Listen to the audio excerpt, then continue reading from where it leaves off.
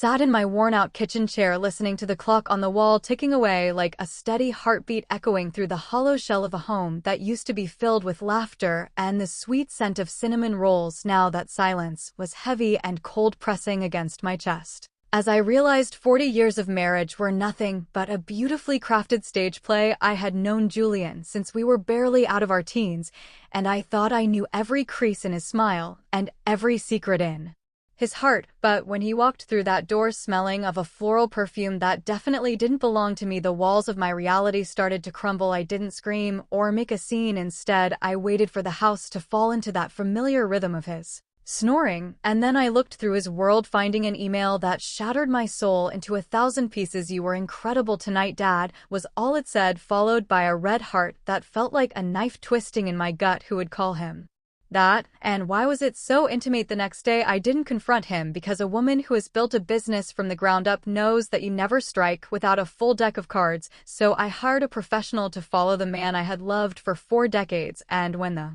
photos arrived, I felt the oxygen leave the room. It wasn't a stranger. He was holding on that hotel balcony. It was Allison, our daughter-in-law, the woman I had treated like a daughter, the one I had shared my family recipes with and helped when she was struggling with her own career. They weren't just having an affair, they were laughing at us and plotting to take my bakery chain and the house I had worked my fingers to the bone for. I heard them on the recording calling me an old hag and talking about how they would use a corrupt notary to transfer my life's work into their names, while my son Daniel worked long hours as a fire chief, oblivious to the snake in his own bed. My heart turned into a cold stone that night as I stood in the garage holding the tube of personal lubricant I found in Julian's car. I didn't cry because I was too busy being precise. I emptied that tube with a steady hand and replaced every drop with industrial strength superglue, the kind that sets in seconds and doesn't let go until the skin is torn or the surgeons intervene. I placed it back perfectly in the glove box and walked back inside wearing the mask of a devoted wife. For one last day, I told him I had to go out of town for a business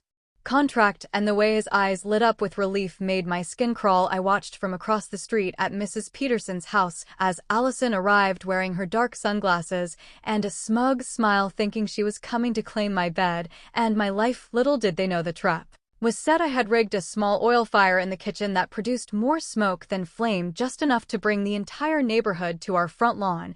And when the call went out to the fire department, it was my own son who led the team, breaking down the door to save a mother he thought was trapped in the flames. Instead, he found his father and his wife in the most humiliating position imaginable, fused together by my revenge. The sound of the bedroom door splintering was the sound of their secret world ending, and as they were carried out on stretchers in front of the neighbors who were recording every second on their phones, I felt a grim sense of peace. At the hospital, I didn't stop. I swapped their burn cream for mustard paste, ensuring that their skin would feel the same fire they had started. In my heart, I walked into that room one last time and placed the divorce papers and the evidence on the table, and as they screamed in pain and shame, I realized that the old hag they laughed at was the one who had finally stripped them of everything: their dignity, their money, and their family. I walked out of that hospital with my head held high and my son by my side, leaving behind the wreckage of 2 people who thought they could break me. 40 years was a long time to wait for the truth, but now the bakery smells sweet again, and for the first time in a very long time, I am finally free from the lies that were suffocating me. I am Juliet,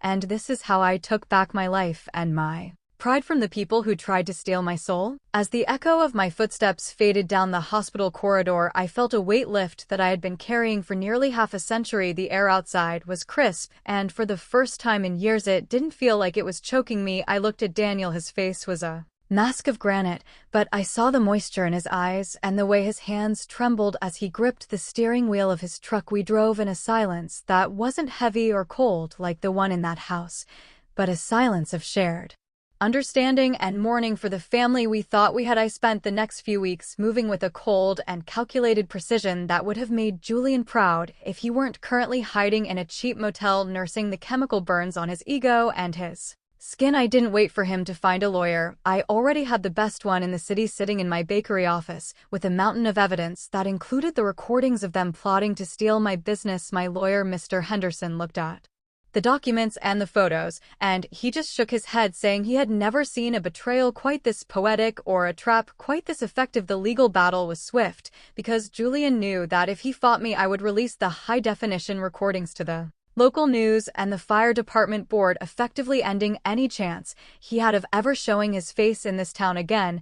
He signed away his rights to the bakery chain and the house and the vacation property in San Antonio without uttering a single word, while Allison fled to her parents' house in another state, leaving behind a trail of debt and a reputation that was permanently scorched. I spent my days in the flour-dusted sanctuary of my main kitchen, kneading dough until my arms ached and my mind finally found a rhythm of peace. The customers came in droves, not just for the pastries, but to see the woman who had stood her ground and refused to be a victim in her own life story. I rebranded the chain, calling it Juliet's Rising, and business tripled within the first 6 months, because people love a story of survival almost as much as they love a good apple tart. Daniel eventually took a leave of absence from the fire department to help me manage the expansion, and we spent our evenings sitting on the porch of the big house, watching the sunset and talking about things that actually mattered. I realized that while 40 years of my life had been built on a lie, the woman I became because of that lie was very real and very strong. I sometimes pass by the old park where Julian and I used to sit,